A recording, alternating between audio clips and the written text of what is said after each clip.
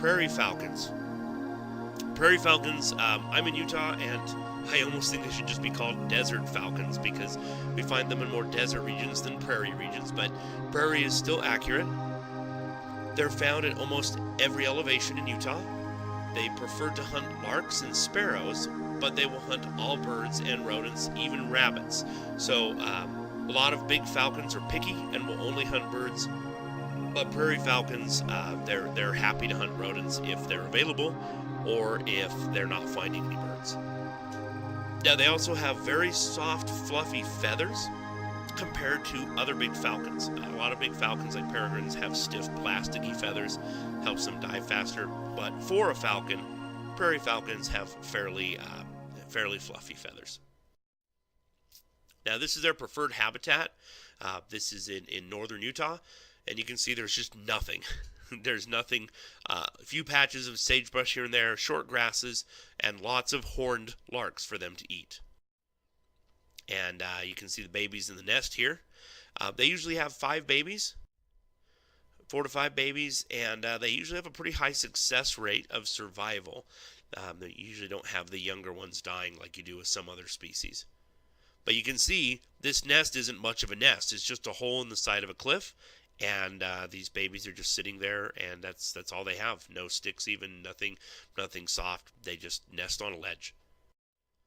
They grow very quickly, and you can see some of the attributes we're going to talk about to see the difference between an adult and a juvenile.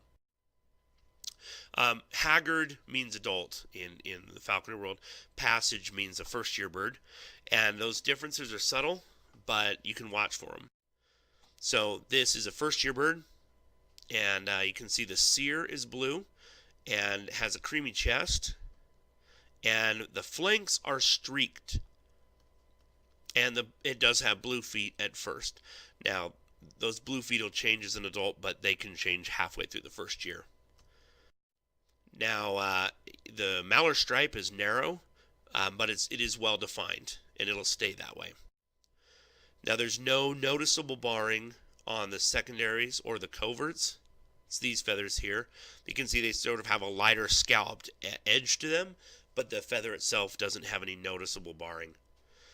Nature always likes to break rules, but this is a general identification rule with the first-year prairies.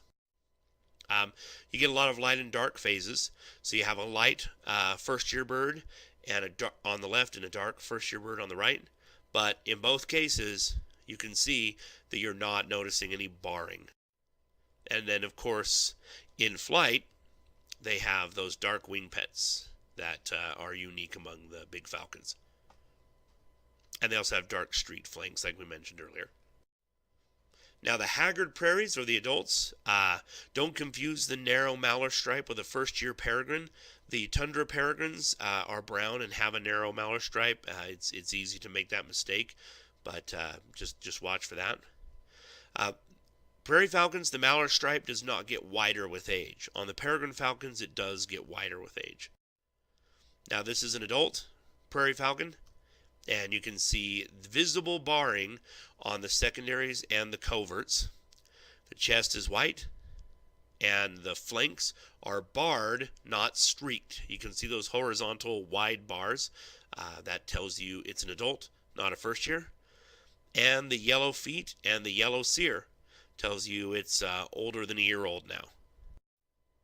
Now, this is a light phase haggard, and you can look at those the light bars on those secondaries and coverts that were not there the first year. And here's a dark phase. At first glance, you don't notice them, but look closely, and you can see that, yes, in fact, there are faint light bars, horizontal bars, that were not there the first year. Now, this still has dark wing pits, even as an adult. This is the end of part 4 of this PowerPoint. Please check out part 5 to see the rest of this presentation.